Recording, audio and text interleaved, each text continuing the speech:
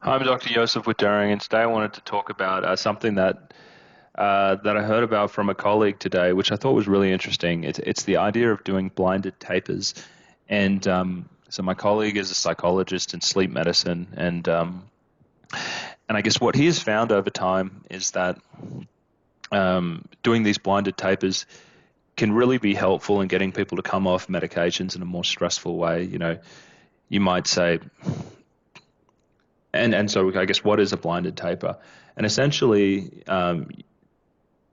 you enter an agreement with your doctor and the pharmacist that they will not tell you what you're getting. So say you're on, 20, let's say 20 milligrams of Valium, or let's do something higher actually. Let's do 4 milligrams of Xanax, two BID, something like that. And you want to taper off for sleep or because you just want to be off the medications. And so you, the physician kind of comes up with a plan, and I guess he goes to say the pharmacist and says, okay, so let's bring this guy down by 5% every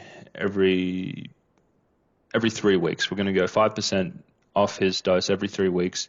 When we get to 2 milligrams, we're going to reset there, and then we're going to start doing 5% from 2 milligrams, all the way down to you know half a milligram, and then we're going to reset and we're going to do 5% from there the whole way down.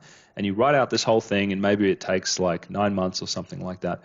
But the patient never knows what they're taking. They don't know when the drop is occurring.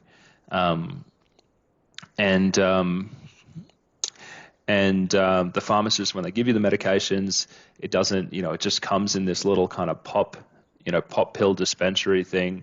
I guess like the oral contraceptive pill on something like that. Day 1 through 30, you just pop one out. You don't even have to think about it, and you don't even really know what you're taking. And why is paying for something like this good? Why could something like this be a useful therapeutic option? And so my colleague said, when people who have insomnia, a lot of them are so used to relying on their medications, and they can see it as such a chemical thing. And when they know that the medication is going to drop, it's almost the anxiety of knowing you're on less medication revs them up, and it almost causes insomnia. And so that's, I guess, where this kind of idea came from. And he found that just doing this with patients was really helpful because he would always kind of know where they were on the schedule, and they would come in and just say, hey, I've had a really bad couple of nights. Did I just have a drop? And he'd say, well, actually, looking at this, your last drop was actually, 12, 13, 14 days ago. This is something else. And just separating, these bad days or these bad nights of insomnia, from the dose reductions, and kind of sharing that with patients, that these things weren't linked, made it go a whole lot smoother, and made it cause a whole lot less anxiety.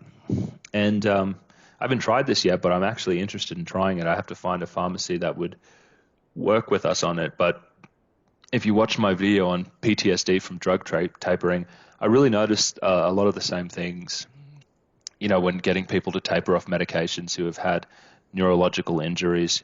I mean, these people are so traumatized by the medical system. I mean, sometimes their drug injury was caused by a rapid taper. And so anytime, it comes to dropping the medication, all of those feelings and that hurt and that grief comes up, and it sends them into a tailspin, and it can interfere with the taper as well.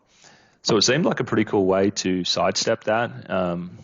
And so let me know what you think. I mean, would a blinded taper be something that you'd be interested in coming down off antidepressants or benzodiazepines or anything else?